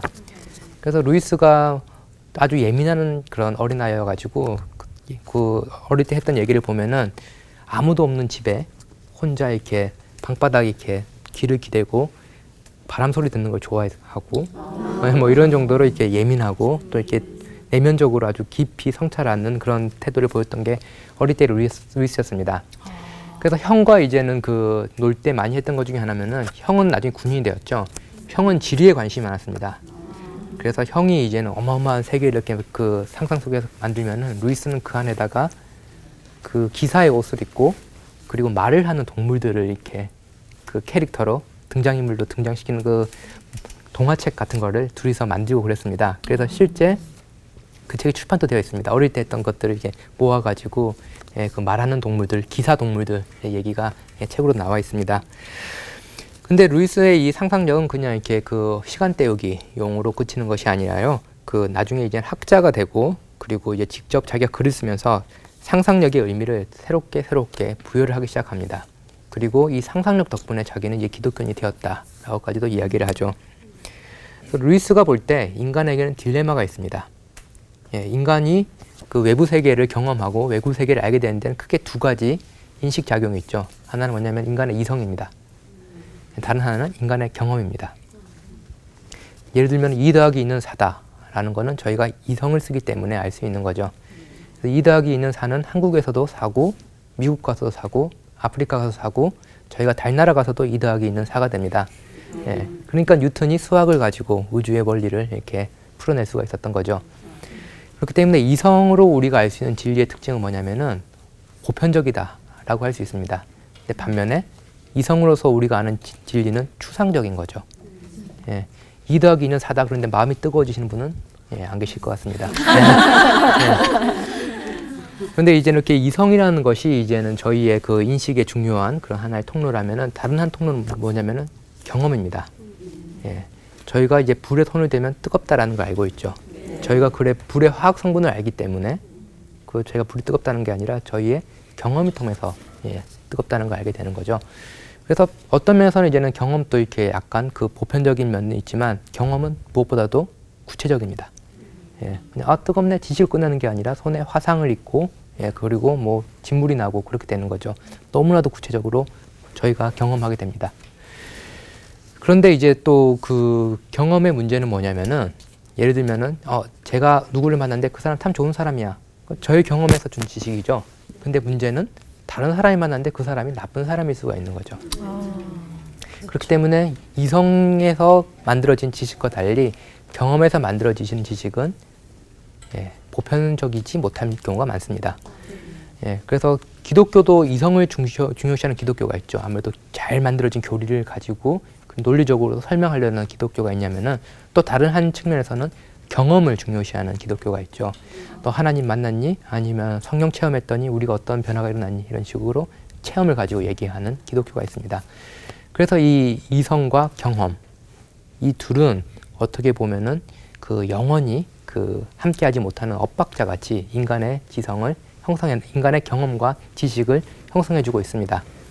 근데 루이스 역시 이것을 많이 경험을 했고요. 특히 루이스가 옥스포드나든지 이런 곳에서 공부를 하면서 이성 중심적으로 공부를 했잖아요. 그러다 보니까 그 합리적이고 그런 것은 알았지만 또 동시에 경험과 이성의 또 괴리에 대해서도 상당히 고민을 많이 했습니다. 근데 루이스가 이 이성과 이 경험, 이 서로 달라 보이는 이 두 개가 조화되는 것을 발견할 수 있었는데요. 그 지점이 바로 상상력이었습니다. 그 한 예를 들어보면요. 어떤 분들은 이제 성경을 볼 때 어떤 분들은 이성적으로 파악하려고 합니다. 그래서 예수님이 죽었다 부활하셨어? 이성적으로 따져볼까? 역사적인 문서를 보고 따져보자. 논리적으로 따져보자. 라고 하는 분이 있죠. 어떤 분들은 그냥 덮어놓고 믿어. 라고 하시는 거죠. 믿으면 다 보일 거야. 믿음이 없어. 믿음이 부족해. 그냥 그렇죠. 믿어. 이제 이렇게 되는 경우죠. 근데 루이스가 볼 때는 이것을 바로 균형 잡기 위해서는 저희가 상상력을 가지고 복음서를 읽어야 된다는 거죠. 상상력 속에서는 이성이 가지고 있는 그런 보편적인 그런 궁극적인 진리도 붙잡을 수 있으면서 동시에 경험이 줄 수 있는 그런 구체적인 그런 지식도 동시에 가능하다라는 거죠. 그래서 복음서를 읽을 때 루이스 같은 경우는 이것을 단순히 예수 그리스도가 돌아가셨고 다시 사셨다라는 역사적 사실로 보는 것도 아니고, 그리고 내가 이것을 경험해야 돼. 따질 필요 없이 경험해야 돼. 다른 사람들에게 믿든 말든 아니면 내가 다른 사람을 설득할 수 있든 없든 내가 믿고 봐야 돼 라고 하는 이 양극단의 입장을 피하려고 했던 거죠. 그래서 루이스는 상상력 속에서는 이 이성과 이 경험의 그런 공존이 가능하다 봤고요. 그렇기 때문에 이 신의 아들이 죽었다 다시 사는 이야기를 자기의 상상력을 통해서 계속해서 새롭게 보여주려고 합니다. 그래서 탄생된 이야기가 뭐냐면은 나니아 연대기죠. 나니아 연대기 예를 보면은 그 주인공인 아슬란이 나옵니다. 사자. 사자. 그 아슬란이 터키어로 사자라는 뜻이죠. 그래서 이 사자가 나오는데 이 사자의 죽음이 아주 중요한 주제로 등장하는 거죠. 이것을 통하여서 루이스는 그리스도가 돌아가셨다라는 보편적인 진리를 전하면서도 그것을 독자들이 생생하게 느낄 수 있게, 또 경험에 또 이렇게 또 뭐라 그럴까요? 경험을 새롭게 일깨우는 그런 문학 장르를 보여주려고 했죠. 루이스는 그것뿐만이 아닙니다. 잘 알려지지 않는 또 그 우주 삼부작이라는 SF 소설도 썼는데요. 거기는 뭐냐면 이제 에덴 동산 이야기를 다시 씁니다. 저희가 잘 아는 에덴 동산 이야기는 하나님께서 아담과 하와를 창조하시는데 뱀이 와서 유혹해가지고 타락한 얘기죠. 루이스는 거기서 하나 더 생각을 해봅니다. 만약에 뱀에게 유혹당해서 타락을 하지 않았다면 어떻게 됐을까? 그래서 루이스는 이제는 어떤 행성 하나를 만들어 놓고 거기에 신에 의해 창조된 두 인류를 둡니다. 근데 지구인들이 그 행성에 도착할 때까지 이 사람들은 타락을 하지 않았던 거죠. 그런 이야기를 통해 가지고 타락의 이야기를 새롭게 상상력을 통해서 보여주기도 합니다. 근데 재밌게도 저희가 아는 창세기에서는 그 인류를 타락시킨 게 뱀이잖아요. 근데 저쪽에서는 그쪽 외계인들을 타락시킬 사람 그 주체가 누구냐면 인간으로 등장하게 되는 거죠. 인간이 외계인을 타락시킨다. 왜냐하면 인간이 죄가 있으니까요. 그러니까 이제 타락의 가능성을 이제 결론은 말씀 안 드리겠습니다. 근데 이제는 그 타락시키려고 노력을 하게 되는 거죠. 이런 식으로 이제는 성경에 나와 있는 어떤 그 진리들, 궁극적인 진리들을 루이스는 이 상상력의 옷을 입혀가지고 이 시대에 새롭게 경험할 수 있게 만들어 주려고 했습니다. 그럼 루이스는 왜 이런 일을 하려고 그랬을까요? 다른 할 일도 많고, 다른 재밌는 일도 많은데 바쁘셨을 텐데. 왜 그런 일을 했을까요? 물론 한국만큼 영국 삶이 바쁘진 않은 것도 있지만 당시에 이제 루이스와 친한 친구들이 있었습니다. 예. 상상력이 뛰어난 아이가 혼자 있으면은 예, 그 상상력이 죽어버리거나 아니면 상상력이 이상한 방향으로 튀어서 괴짜가 되거나 아니면은 그냥 자라면서 그때는 내가 어렸었지 라고 하면서 자기가 생각했던 그 상상의 세계를 무시하거나 잃어버릴 아니면 이상한 방향으로 바꿔버릴 그런 가능성이 있습니다. 그래서 함께 상상력을 나누고 그리고 그 상상력의 세계를 더욱더 풍성하게 만들어줄 그런 교제의 그런 공동체가 필요한데요. 그 당시에 영국의 옥스포드에는 잉클링스라는 그 문예 동아리가 있었습니다. 그 잉클링스라고 그 이글 앤 차일드라는 그 옥스포드에 있는 유명한 그 선술집이죠. 예, 그런 데서 모여가지고 정기적으로 예, 함께 모여서 대화를 하고 그리고 작품을 읽고 서로 코멘트를 해주고 그랬습니다. 그래서 그 유명한 뭐 호빗이라든지 아니면은 반지의 제왕이라든지 아니면 루이스의 나냐 연대기라든지 이런 것들이 다 이 잉클링스의 그런 대화와 그리고 서로 간의 그 우정을 통해서 나온 작품이라고 할 수 있습니다. 근데 이 잉클링스는 그 옥스포드 대학교에 있었던 영문학과 그리고 그 소설 작가들, 추리소설 작가들 그리고 옥스포드 대학 출판부의 편집자들이 모여서 만들어진 그룹입니다. 그렇기 때문에 어떤 강제성도 지지 않았지만 또 동시에 누구보다도 전문성을 가지고 있었고 서로가 서로를 또 잘 이해했던 그런 사람들입니다. 그러다 보니 이 사람들은 또 신학자가 아니다 보니까 그 또 어디에 매일 필요가 없이 자유롭게 상상력을 가지고 자기들의 세계를 창조하게 됐는데요. 그 대표적인 인물로는 말씀드렸던 C.S. 루이스 그리고 반지의 제왕의 작가였던 J.R.R. 톨킨 그리고 유명한 추리소설 작가죠. 도로시 세이어스라고 있습니다. 예, 기독교 변증서로도 아주 유명한 그 작품들을 남겼고요. 그리고 그 외에도 뭐 오웬 바필드 그리고 그 루이스의 형인 원이도 거기 참여했었고요. 그리고 찰스 윌리엄스라는 또 유명한 작가가 있습니다. 이런 분들이 함께 모여가지고 그 공동 우정을 나누면서 함께 상상의 날래를 펼치게 됩니다. 그래서 이분들은 상상력을 가지고 그 작품을 쓰자라는 데 끝이지 않고요. 상상력의 중요성을 어떻게 우리가 이 시대에 새롭게 얘기할 것인가에 대해서도 고민을 가졌습니다. 그래서 이분들은 하나님의 형상이 무엇일까에 대해서 고민을 하기 시작했던 거죠. 그래서 하나님의 형상은 무엇인가는 이제 기독교 신학에서 아주 큰 주제입니다. 많은 신학자들이 역사 속에서 그게 무엇일까를 규명하려고 했죠. 왜냐하면 성경에는 하나님의 형상으로 인간이 만들어졌다고 되어 있지 그 형상이 뭐다라고는 얘기를 하지 않았기 때문에 그랬죠. 그래서 초대교회에서는 어떤 분들은 그것은 인간의 불멸성이다. 예, 어떤 사람들은 인간의 이성이다. 하나님과 소통할 수 있는 기능을 가진 인간의 이성이다. 어떤 분들은 인간의 언어 능력이다. 또 어떤 분들은 도덕성이다. 그리고 어떤 분들은 관계를 맺을 수 있는 인간 능력이다. 동물들의 그런 군집생활과 인간의 관계는 다르잖아요. 공동체 관계는. 그래서 인간의 관계를 맺는 능력이다. 라고 했는데 이분들은 공통적으로 한 가지에 집중을 합니다. 뭐냐면 창세기 1장을 잘 읽어보면 태초에 하나님이 천지를 창조하시니라 라고 하나님이 창조주로 소개해야 되죠. 그리고 나오는 구절은 하나님이 하나님의 형상을 가지고 인간을 창조하시더라. 그렇기 때문에 이분들은 하나님의 형상은 창조 능력에 있다. 인간들이 상상력을 통해서 무엇인가를 만들어내는 능력에 하나님의 형상이 있다라고 보았습니다.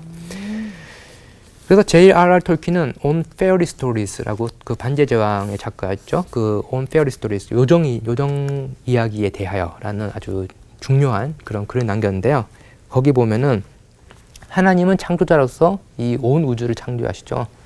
그런데 하나님의 형상으로 인간이 만들어졌기 때문에 인간 역시 만들고자 하는 욕망이 있습니다. 이거 제일 잘 보여지는 게 어린아이들이죠. 어린아이들 보면은 상상력이 너무도 풍부한데 또 손을 가지고 계속 뭘 만들잖아요. 그리고 그 만듦을 통해서 또 상상력이 또 증대되기도 하고 그렇죠. 그래서 하나님이 크리에이터, 창조자라면은 톨킨은 인간은 부창조자, 서브크리에이터라고 부릅니다. 그리고 하나님이 하신 일이 창조, 크리에이션이면은 인간이 하는 거는 부창조, 서브크리에이션이라고 부릅니다. 물론 하나님이 만드시는 우주는 너무나도 크고 아름답고 복잡하고 정교하지만 또 인간은 인간의 수준에 맞게 그리고 인간의 요구에 맞게 그리고 우리의 문화적인 그런 특성에 맞게 창조해낸 능력을 하나님으로부터 받았다라고 얘기를 합니다. 그래서 이런 그 창조성으로 그 요약되는 그 하나님의 형상이 가장 잘 보여지는 분야가 어디냐라고 했을 때 톨킨은 판타지다라고 얘기합니다. 아까 그 반지의 제왕을 보셨을 때 느낌을 얘기했는데 반지의 제왕을 보면은 저희가 집중하는 건 언제 싸우지? 그리고 언제 반지가 파괴되지? 이런 걸 보는데 무서워요. 그리고 예. 캐릭터들도 좀 무섭게 생겼어요. 예. 근데 이제는 톨킨을 보면은 아주 정교하게 그 중간 세계라고 불리죠. 그것을 만듭니다. 아주 정교하게 지리를 만들고 그 언어를 만들고 캐릭터들을 창조를 하죠. 왜냐면은 그 톨킨은 하나님이 천지를 창조하시고 인간에게 언어를 주시고 그리고 다양한 문화를 만들 수 있게 이렇게 터전을 많이 주신 것 같이 자기 자신은 서브크리에이션, 하위 창조를 그 판타지를 통해서 하려고 그랬던 거죠. 골룸도 창조해내죠. 예, 그렇죠. 그 부분이 중요합니다. 그래서 왜 판타지를 가지고 세계를 창조하느냐고 했을 때 우리가 사는 현실 세계는 너무나 복잡합니다. 예, 그렇기 때문에 우리가 무엇이 옳고 그르다라는 것을 판단하기가 그런 능력은 있지만 하나님이 그렇게 하라고 또 명령하셨지만 실질적으로 무엇이 옳고 그른지를 판단하는 것이 쉽지는 않습니다. 더 힘든 건 뭐냐면은 옳은 일을 했다고 우리가 잘 사는 것도 아니고 나쁜 일을 했다고 우리가 벌 받는 것도 아닙니다. 하나님께서는 옳은 일을 하면 상 주기를 원하시고 나쁜 일을 하면 벌 주시길 원한다라고도 할 수 있는데 이 우리가 살아가는 이 역사, 이 현실이란 건 너무나 복잡하기 때문에 때로는 착한 일한 사람이 더 고통받는 것 같고 그리고 오히려 이 복잡한 세계에서는 나쁜 일하는 사람들이 오히려 승승장구하는 것 같죠. 그래서 저희는 역사를 전체를 볼 눈이 없습니다. 그렇지만 판타지 세계에서 저희는 역사를 전체적으로 볼 눈이 생깁니다. 그 세계 안에서는. 그다음에 거기를 통해서 그 판타지의 세계를 통해서 톨킨은 인간의 근원적인 욕망 그리고 인간이 가져야 할 덕에 대해서 얘기를 하는 거죠. 예를 들면은 그 탐욕이 무엇인가에 대해서도 반지의 제왕이나 호빗에 보면 잘 나오고요. 그리고 어떻게 하면 우리가 올바른 삶을 살 수 있는가, 무엇이 옳고 그른가를 이제는 그 반지를 통해서 모인 그 여러 종족들이 있죠. 함께 협력하고 함께 지혜를 모으고 서로를 믿고 하는 것을 통해서 우리가 가져야 될 궁극적인 가치가 무엇인가를 보여주는 거죠.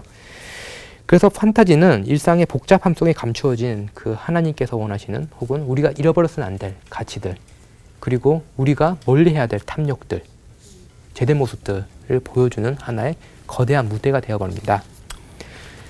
그 루이스 역시 이런 판타지 이론을 만들게 되는데요. 루이스 같은 경우는 제가 뭐 첫 번째 시간에도 말씀드렸고 두 번째 시간에도 말씀드렸지만 그 프로이드의 영향을 많이 받았던 사상가입니다.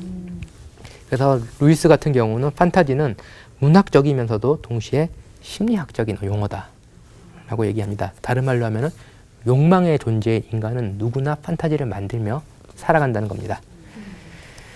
예, 한 예를 들어보면은 저희가 생각할 때 서점에 가서 판타지 서적을 골라야지라고 하면은 뭐 그 루이스나 톨킨의 책을 이렇게 고른다고 생각하시겠죠. 근데 루이스 식으로 말한다면은 저희는 판타지를 어디서 볼 수 있냐면은 서점은 바로 딱 열고 나자마자 베스트셀러 코너에서 볼 수 있습니다. 그 어디냐면은 자기계발서입니다. 예, 자기에 대한 판타지인가요? 그렇죠. 이 세상의 중심은 내가 될 수 있다는 판타지를 심어주는 거. 이렇게 하면 사랑을 얻을 수 있다라는 거. 이렇게 하면 내가 부자가 될 수 있다라는 판타지를 계속 심어주는 거죠. 예, 그렇기 때문에 루이스는 그런 서적 속에서도 우리가 볼 때는 자기계발서 아니면 뭐 투자법 뭐 이런 식으로 볼 수 있지만 실용서라 생각하지만 이런 실용서들이 대부분 실질적으로는 판타지라고 얘기를 합니다. 이 세상의 중심이 내가 될 수 있다라는 그런 잘못된 환상을 심어주는 거죠. 그리고 만약에 그런 환상이 실제로 이루어진다면 이 세상은 아비규환이 됩니다. 예, 그 인플레이션을 어떻게 잡을 것이며 예, 모든 사람이 주인이 되면은 누가 봉사를 하면 누가 섬기며 살 수가 있겠습니까? 그래서 루이스는 판타지를 두 가지로 나눕니다. 예, 뭐냐면은 그 영어로 하면요 하나는 모비드 카슬 빌딩 그 상상력을 가지고 성을 쌓는 거죠. 판타지가 하나는 병적인 성을 쌓는 겁니다. 그리고 그 세계 속에서 내가 주인이 되는 세계를 만드는 거죠. 다른 하나는 노멀 카슬 빌딩 일반적인 성쌓기로서의 판타지가 있습니다. 그래서 루이스가 비판하려고 했던 건 첫 번째 병적인 성쌓기고요. 본인이 만들어 가려는 판타지 세계는 이 노멀한 일상적인 성쌓기로서의 판타지입니다. 다른 말로 하면 내가 주인이 되는 것이 아니라 사심 없이 상상을 가지고 그 현실에 힘들 때 가끔씩 현실로부터 나오고 현실이 애매할 때 무엇이 옳은 것인가를 생각할 수 있게 잠깐 나와서 더 큰 시각에서 또 여유로운 시각에서 볼 수 있게 만들어주는 것이 루이스가 바랬던 사심 없는 성쌓기로서의 판타지입니다. 그래서 우리가 살아갈 때 인간은 욕망의 존재이고 그런 의미에서 계속해서 그 환상을 만드는 존재로서 판타지 없이는 살 수 없는 존재입니다. 근데 이제 어른들은 걱정을 하죠. 애들이 계속 판타지에 빠져 살면은 어떻게 할 거냐. 예, 현실과 그리고 상상의 세계를 혼돈하지 않느냐라고 하는데 루이스가 볼 때 현실과 상상의 세계를 더 혼동하는 건 어른들입니다. 예, 내가 성공할 수 있어 성공 신화에 빠져 살고, 예, 뭐 자기가 만드는 상상의 세계 속에 갇혀 살 확률이 더 큰 사람은 어른들이죠. 어린 아이들은 이제 곰 인형을 가지고 놀지만 막 곰과 이야기를 하죠. 그렇지만 어린 아이들은 곰과 놀다가 그냥 던져버립니다. 왜냐면은 자기가 상상의 세계로 놀 때는 그 곰이, 예, 살아있는 존재이지만 그 놀이가 끝나면은 곰이 인형이란 걸 알기 때문에 버려버리는 거죠. 더 큰 곰인형을 발견했을 때는 그렇죠. 다시 보면 예, 그래서 어른들이 아니라 어린이들이 상상의 세계와 현실의 세계를 더 자유롭게 왔다 갔다 하는 존재들이 되는 거죠. 그래서 루이스는 이런 우리가 들어가서, 예, 쉴 수 있는 상상의 세계, 그리고 거기서 힘을 얻어서 우리가 다시 돌아와서 현실을 살아갈 수 있는 현실의 세계를 동시에 균형 있게 보려고 그랬습니다. 그래서 루이스의 판타지의 중요한 지점 중에 하나는 뭐냐면은 루이스의 판타지에는 내가 주인공이 아닙니다. 나니아 연대기를 보면은 아까 말씀드린 주인공은 예수 그리스도로 상징되는 아슬란, 사자이죠. 그 사자 곁으로 4명의 영국 학생들이, 꼬마 애들이 이게 불려 들어가죠. 예.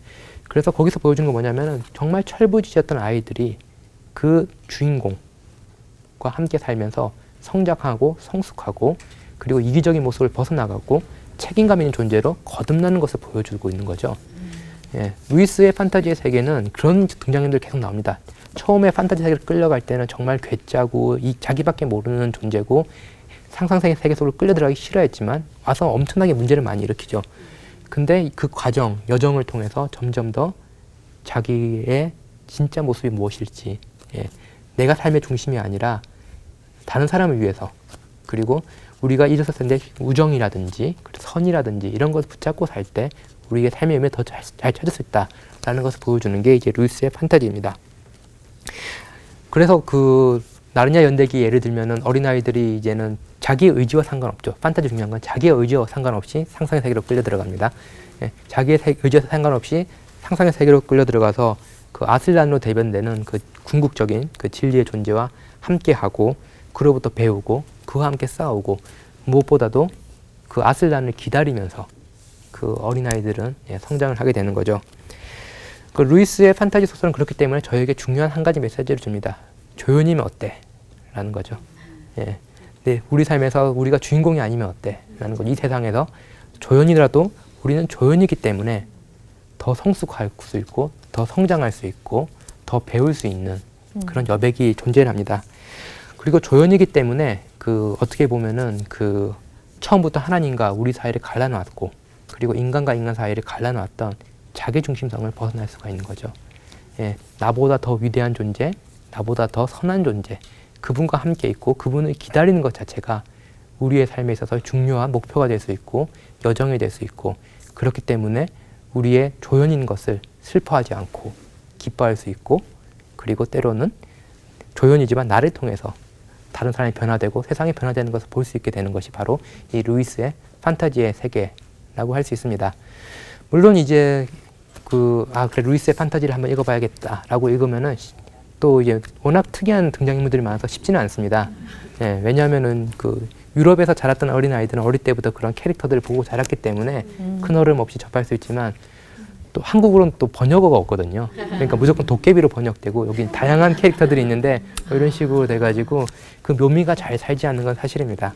예, 그러더라도 이제는 이야기 속으로 들어가다 보면은, 예, 이 이야기 속에서 루이스가 보여주고 했던 그런 가치들, 예, 그리고 성장의 미학 이런 것들을 충분히 느끼고 경험하시고 즐길 수 있을 것이라 생각됩니다.